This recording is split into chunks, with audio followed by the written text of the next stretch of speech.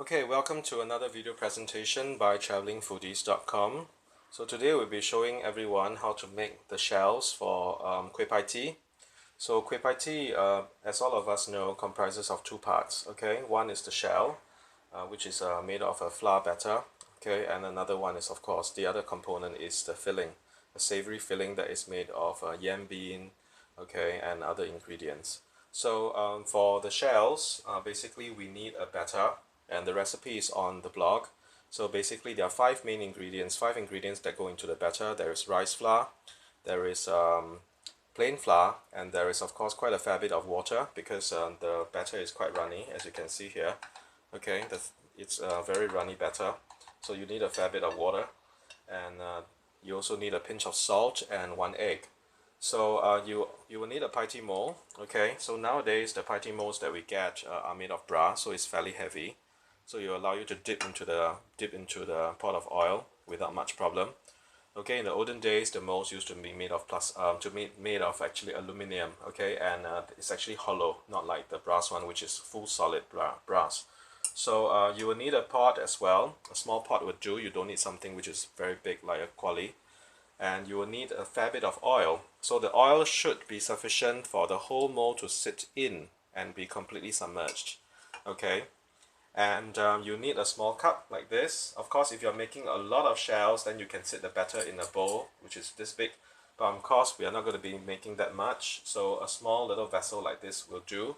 Why do you need such a small vessel? It's for the mold to sit in, so that it can be completely submerged, right? If you use a bowl which is so big, it has such a big diameter, then you need to make a fair bit of batter, okay, in order for the height to be sufficient for the mold to sit in. Okay, so a smaller vessel like this will do. I'm using a measuring cup, as you can see here.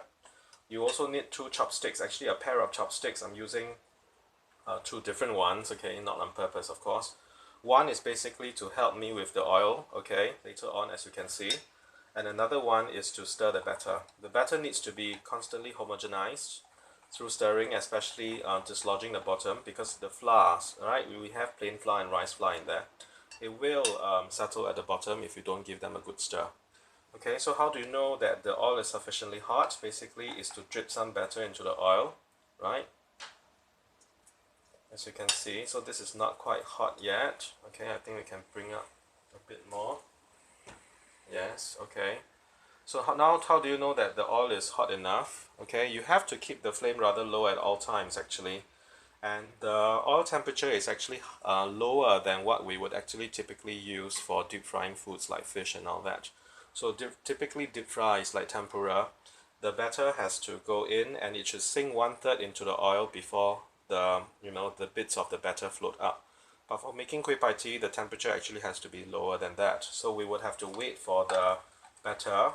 We would have to wait for the oil temperature to reach a certain point where the batter goes in. It sinks all the way to the bottom, okay, before actually floating up. So now the temperature is not quite there yet, okay, because it takes quite a bit of time for the batter to come up. So if the temperature is hot enough, it should come up rather quickly, okay, almost instantly in fact, once, okay, so it can be a bit hotter. We will bring up the temperature slightly, okay, so this is another shell that I made earlier. I'm just going to remove it. So meanwhile, prepare a strainer as well to help you remove any bits of batter, okay, so that you have actually introduced, or bits and pieces that have broken off, okay, in the process. Okay, so the mold has to be warmed up in the oil, right? So this prevents the batter from sticking onto the mold. And yeah, the oil has to be sufficiently hot so that your shells will cook properly, but not scorching hot. If not, once you dip the very hot mold into the batter will actually slide off the mold. Okay, so this is something that you got to take note of. So in making KUEH PAI tea shells, the oil temperature control is actually the most important thing. Okay, and it requires a bit of practice to get there actually. Okay, so let's just try one more time. Okay, yes, okay, it's almost there now. As you can see, it floats up quite quickly, and I think we should be ready to go. Okay, I'm just going to keep the batter in. So once the oil is sufficiently hot, right, okay, lift it up, tilt it slightly to drain off. Oh yes, before I forget, let me introduce to you, because a lot of us are making kueh pai tea shells for the very first time. So it helps to have some kind of guideline, okay, to help you remember how the shells should be made. So we are going to go by groups of 8. Counting system is a counting system that where you count to 8s. Okay, so this is something that we thought of. So the first time you dip the mold into the batter, it should be one count of 8. So you count basically 1, 2, 3, 4, 5, 6, 7, 8. Before lifting it up vertically, it has to be vertical. At no point should the mold be tilted in any way. If not, the batter will drip off the sides and you're going to get a hole, okay, at the bottom of the kueh pai tea, the shell. You'll see that. So it has to go in vertically, it has to come out vertically and go into the oil vertically. So this is something that you have to take note of. Okay, so once the oil is sufficiently hot, 8 counts into the batter coming out, go into it. Then after that, 5 counts of 8. 5 counts of 8 to go into the oil. At the second count of 8, we dip in very quickly and we lift up, okay, almost instantly. And that allows the top of the pai tea shells to open so that we can get this effect, right? As you can see here, it has a flower shaped effect, right? Okay, where the top actually opens up. So that is the purpose of the slight dip. But this is very, very brief, okay, as you can see in the demonstration later on. Okay, so I think the oil should be ready now. Don't make it too hot, okay? Remember, keep the oil temperature under control. So lift it up, okay? And then tilt it to drain off the excess oil. You must drain off, but it has to be vertical when it goes into the batter. So count to 8. 1, 2, 3, 4, 5, 6, 7, 8. Lift up very quickly and in. 1, 2, 3, 4, 5, 6, 7, 8. Dip. 1, 2, 3, 4, 5, 6, 7, 8. 3, 2, 3, 4, 5, 6, 7, 8. 4, 2, 3, 4, 5, 6, 7, 8. 5, 2, 3, 4, 5, 6, 7, 8. Then all the way in. 2, 3, 4, 5, 6, 7, 8. 2, 2, 3, 4, 5, 6, 7, 8. 3, 2, 3, 4, 5, 6, 7, 8. 4, 2, 3, 4, 5, 6, 7, 8. 5, 2, 3, 4, 5, 6, 7, 8. So now we can check if the batter is ready. So with one chopstick, you can try. Okay, it's not that ready yet. It's still a bit soft. Okay, you can't remove the shells too prematurely. Okay, because the batter hasn't taken form yet. So if you do that, the shell would actually lose its shape, as you can see here. So I've done one, okay, where the shell actually flattens out when it was lifted out too quickly. So one way to check is actually use your chopstick that you have prepared, okay. Touch the sides a bit, it should feel rather stiff, okay, and it's still not ready, okay. Because as I mentioned, oil temperature is fairly important. So I'm going to bring it up very slightly, okay, don't overdo it. Okay, it should be ready now. So it should come off very easily, as you can see, right?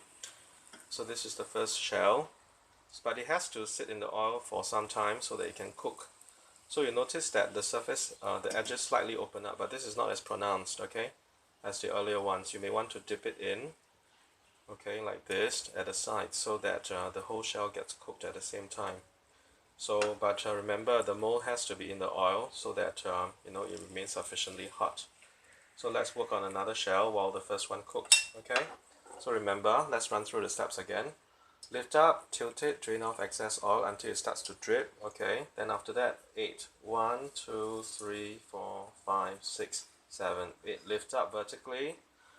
1, 2, 3, 4, 5, 6, 7, 8. Dip. 1, 2, 3, 4, 5, 6, 7, 8. Now it's 3, 2, 3, 4, 5, 6, 7, 8. 4, 2, 3, 4, 5, 6, 7, 8. 5, 2, 3, 4, 5, 6, 7, 8. Dip all the way. 2, 3, 4, 5, 6, 7, 8. 2, 2, 3, 4, 5, 6, 7, 8. 3, 2, 3, 4, 5, 6, 7, 8, 4, 2, 3, 4, 5, 6, 7, 8, 5, 2, 3, 4, 5, 6, 7, 8. Okay, so now we check. Okay, not quite there. So basically, I think probably counts of 6 times to 8 times of 8 should get the batter ready, okay, to get dislodged.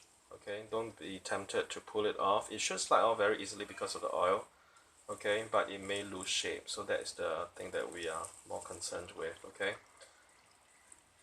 So once you feel that it's ready, you can always dip and remove it. Yeah, see, now it takes the shape quite nicely.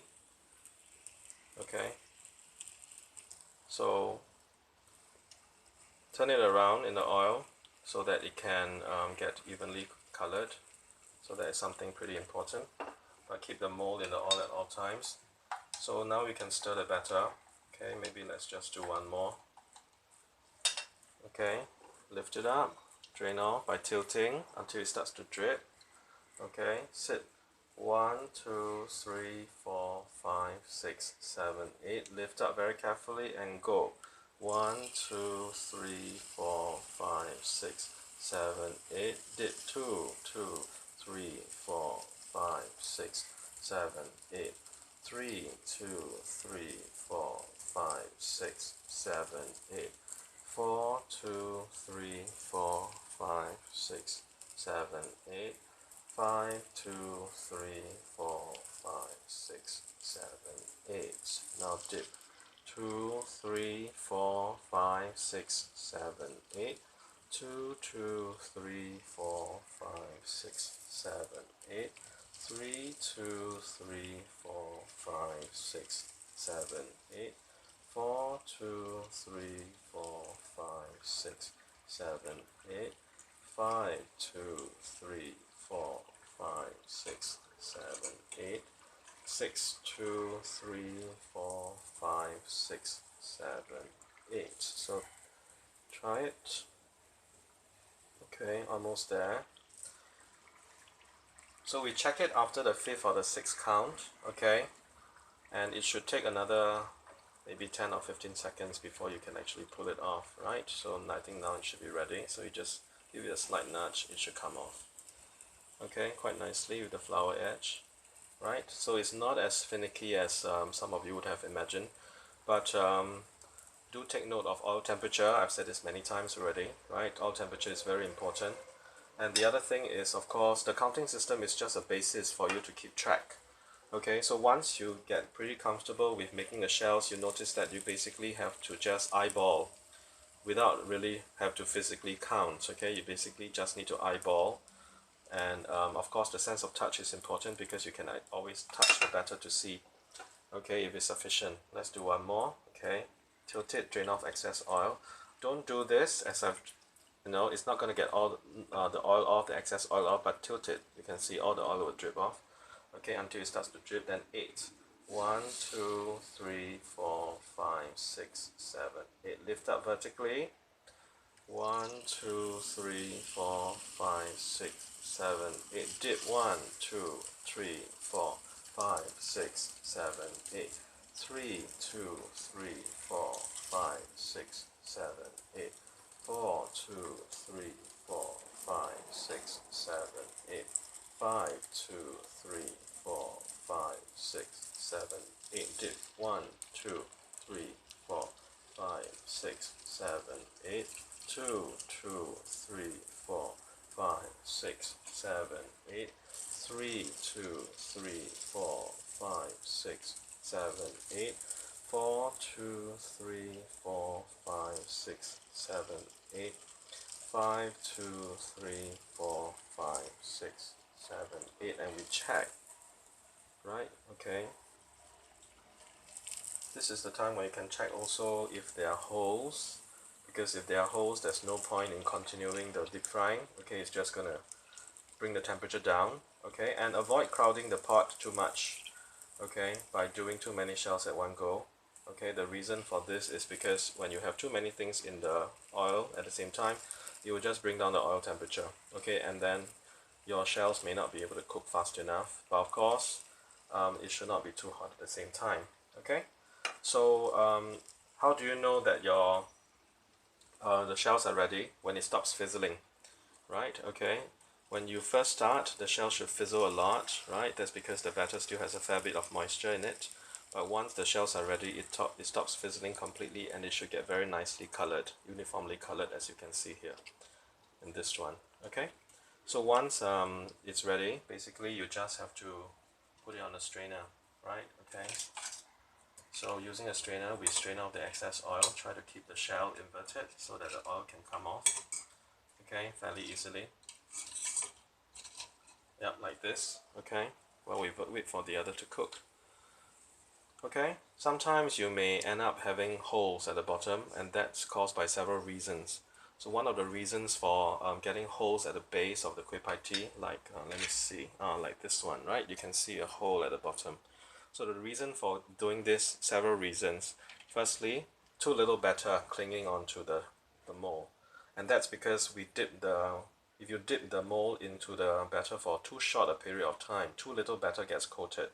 Okay, so what happens is that the batter will slide off or even drip off. And the other thing is, as I've mentioned earlier, it's very important to keep the mold vertical, in and out at all times.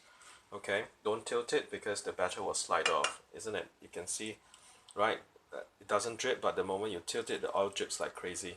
So same with the batter, okay? Keep it vertical so that there's enough batter gathering at the base of the mold for the base to stay solid. If not, you're going to end up getting batter dripping off and creating that hole there. And the other reason why we can get a hole is because the oil temperature is too high. Okay, so when the oil temperature is too high, firstly, when you heat up the mold too much, okay, when it goes into the batter, when you dip it, the batter on the surface cooks so quickly that it slides off. So that's one thing. And then the other thing is when you introduce it into the oil and the temperature is too high, it may also create that hole there at the bottom. Okay, so if you take note of all these little details, you should be able to create a very nice, very nice kueh pai tea mold shells like you see here that I've made, okay, the whole morning. So, well, not really the whole morning.